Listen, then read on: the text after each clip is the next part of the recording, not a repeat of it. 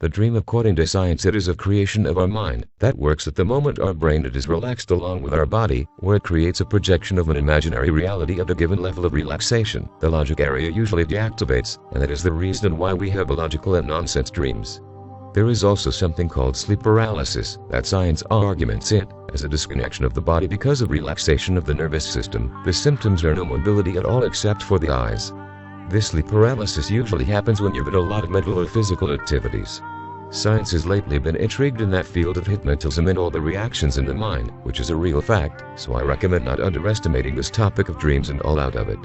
According to esotericism, it is a projection of our subconscious, or subconscious sends premonitory or interpretive messages. These dreams can also be messages from beings from other dimensions, or sometimes are dreams where we are supposed to let sleeping our physical body of flesh to move with the astral body in the astral world.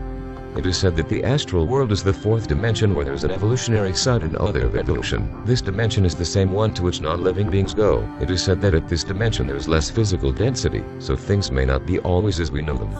As sleep paralysis, esotericism considers as a trance state between reality and the astral level, where consciousness wants to control a physical body but cannot, because the consciousness is using the astral body and not the physical flesh one.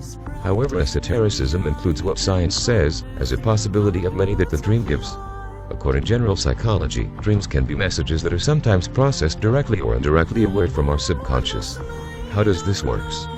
This function like representations of one thing to another. For example, a cat could represent compassion, or a dog friendship, but take note that it does not depend on what we dream about, but how we dream, because if we dream an angry cat, it could mean the opposite, or a barking dog can represent slander. Another example, if you dream about a fox which is friendly, this could mean that your cunningness and sharpness are being of good use at the given moment of your life, but if you dream about a fox that bites you, could mean a premonition of a deceitful person that may want to harm you, or could represent that your own cleverness is stunning, for some reason. Of course, we may not dream always about animals.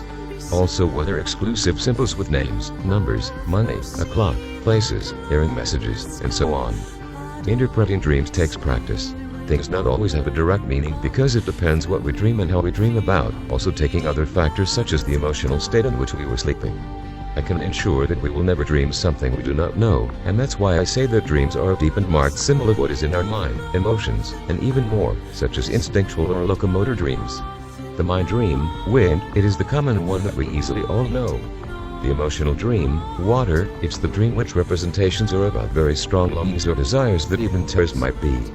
The locomotor dream, earth, it's a dream where our locomotor system is projected. Those might be about walking and doing things on a daily basis, in which sometimes there's a trip over in the projection, resulting in a jumping reaction in the bed. And finally, the instinctive dream, fire, it's a dream about passions and instincts, or I believe, it could be related to our sexual fantasies or other instincts, like chasing something, feel being chased or being in a fight. All the mentioned things above can be dream combined or separated. You may remember dreams and sometimes not, even so you can control them. Why do we need this? To satisfy the curiosity of the interested ones in the study of mind, the subconscious, communication with beings from alternative dimensions, premonitions, astral travel, self-knowledge, and so on. Regardless if you believe about what science says or what the esotericism proposes. To control dreams you need take note of the next. Let's pretend that in the dream time the functioning part it's the subconscious, but when we are awake, the functioning part it's the conscious. For making the subconscious to become conscious, during the dreaming time we could create like a reflection that will make us awake during the dream. To make that, we need to ask ourselves during the normal awake time, if we are dreaming or sleeping. We are awake. What am I doing? Watching carefully everything around, and so on. Why? Because when we have this habit in the real world, our mind will create a reflection, so marked, that during dream, we may ask ourselves the same thing as we did in the real world and so on. We may notice that we are not really in the normal world. We will remember that we slept from hours ago and notice that we are actually dreaming.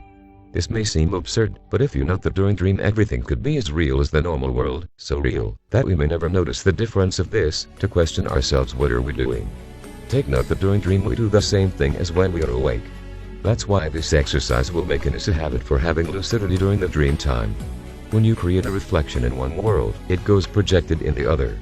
Even being conscious in the dream, occasionally we may become unconscious again, losing lucidity.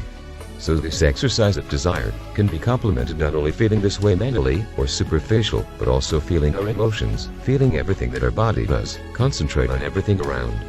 This is one of the many techniques that exists for having lucid dreams, but I consider that this is one of the most easiest for any type of person, either scientific type, spiritual type, and any other type, regardless of the beliefs. This will work, as long as it's practiced daily or frequently. It is recommended to practice this from 3 to 7 times per day and 3 to 7 days during week. It is not recommended to practice this when we are driving a car or any other dangerous activity that require concentration. According to scientific studies, sometimes memory is disconnected from other parts of the brain and the logic area, so it is recommended to remember the whole dream as we barely woke up, without moving anything, to avoid disturbing our nervous system and the fading of memory. This is, if you want to remember a very special dream, either to tell to others, to analyze it, and even to write it as inspiration or just as an archive.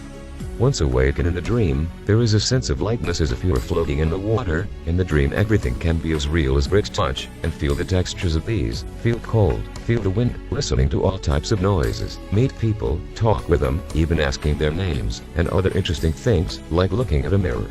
If we set this with determination, we can achieve an awake dream, which feelings and experiences that are very interesting when we have conscious,